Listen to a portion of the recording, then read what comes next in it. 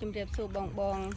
ព្រឹកនេះគឺនៅថ្ងៃទី16ចាទី16ខែ11ចាហើយវ៉ាន់ហ្នឹងគឺចេញទាំងព្រឹកទៅខាងស៊ីមរៀបបងពួកអីបងគាត់កំងយកទៅដាំហើយនឹងយកទៅធ្វើជាចំណីត្រីឥឡូវគឺយើងធ្វើការដួសអស់បៀតមួយអាងហើយចាហើយវ៉ាន់ហ្នឹងគឺចេញ150គីឡូបងហើយនេះជាក់ស្ដែងទាំងព្រឹកនេះគឺយើងដួសដាក់លំមកបងអញ្ចឹងគឺយើងដាក់ឲ្យរសោះបងហើយនេះបងអាចមើលបានហើយចកនេះគឺស្លឹកវាធំឬវែងបងសតបងនិយាយទៅចកហ្នឹងគឺអត់មានលាយបាយទាបងសត 100% អញ្ចឹងនៅថ្ងៃទី16ខែ11គឺប្អូនហ្នឹងក៏មកដួសឲ្យរសោះចាពួកអីយើងផ្ញើជូនបងតាមតាក់ស៊ីបងអញ្ចឹងតើតើនឹងបងដែលមានសត្វចិញ្ចឹមហ្នឹងបងអាចកំងចកយកទៅដាំធ្វើជាចំណីសត្វបានណាបងពួកអីចកហ្នឹងគឺប្រូតេអ៊ីនវាគឺមានទៅដល់ 23% បងវាអាចជួយកាត់បន្ថយ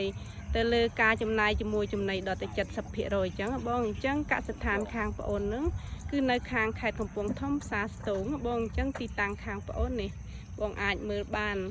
ចកច្រើនណាបងបើសិនតែបងត្រូវការកំងច្រើនហ្នឹងខាងប្អូនមានព្រីតម្លៃជូនជាពិសេសទៀតបងអញ្ចឹងថ្ងៃនេះគឺប្អូនមានតែពាក្យអរគុណដែលបងកំងពីខាងប្អូនហ្នឹងយកទៅធ្វើជាចំណីត្រីហើយនឹងយកទៅដាំបងអញ្ចឹងហើយជូនពរឲ្យបងសំណាងល្អហើយដាំឲ្យកើតដូចខាងប្អូន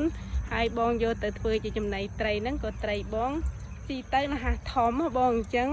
បងលក់ហ្នឹងក៏ឲ្យបានថ្លៃបងអញ្ចឹងគឺវីដេអូបងអូនថ្ងៃនេះគឺមានតែប៉ុណ្ណេះឯងសូមអរគុណសូមជម្រាបលា